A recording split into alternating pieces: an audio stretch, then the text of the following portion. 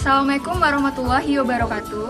Baiklah, kami dari tim KKN Universitas Riau dari Kelurahan Umbansari akan memberikan informasi edukatif mengapa kita harus mengompos.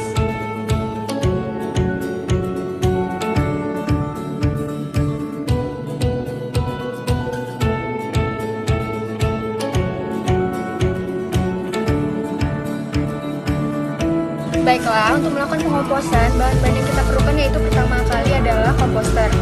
Komposter sendiri bisa terbuat dari pot bekas seperti ini atau bisa juga digunakan ember cat yang sudah dilubangi di belakangnya.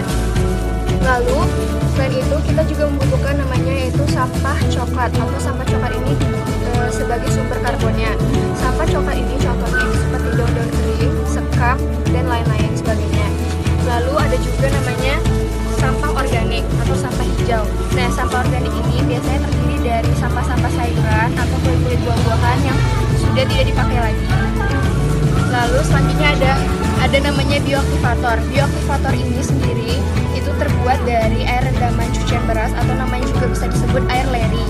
Nah, air cucian beras ini sudah didiamkan selama 2 hari. Bahan selanjutnya yaitu adalah campuran dari tanah dan pupuk kandang.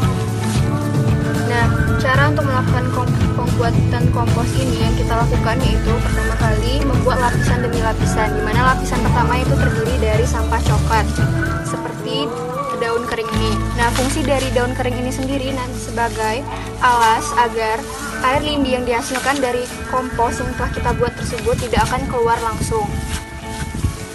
Lapisan selanjutnya yaitu adalah kita masukkan campuran tanah dan pupuk kandang ke dalam wadah komposter secukupnya sehingga menutupi dari sampah coklat tersebut.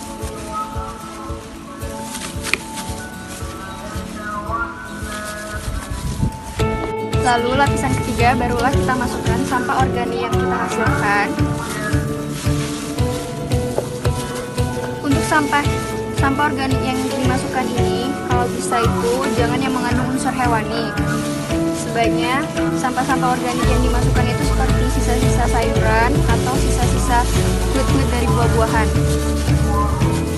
Langkah selanjutnya, setelah kita memasukkan sampah hijau atau sampah organik yang tadi, lalu kita tutup lagi lapisan tersebut dengan tanah, campuran tanah dan pupuk hingga menutupi sampah hijau yang tadi.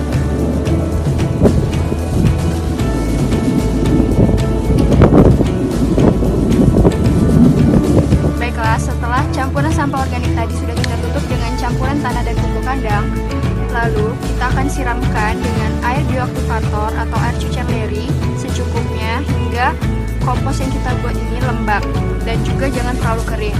Nah, fungsi dari bioaktivator sini yaitu sebagai untuk mempercepat penguraian sampah organik tersebut oleh bakteri yang ada sehingga sampah organik cepat terurai.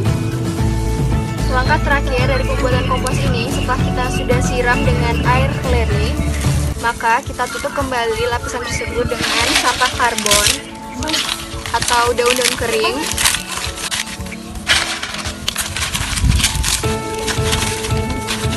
Yang menutupi dari lapisan kompos tersebut.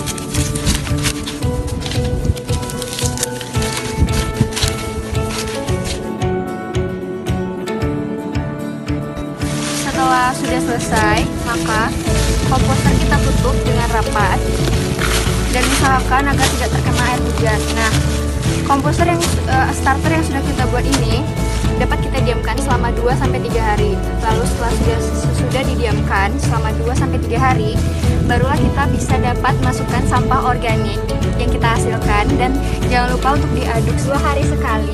Jangan lupa dilakukan pengadukan agar terjadi sirkulasi udara di dalam kompos. Sekian dari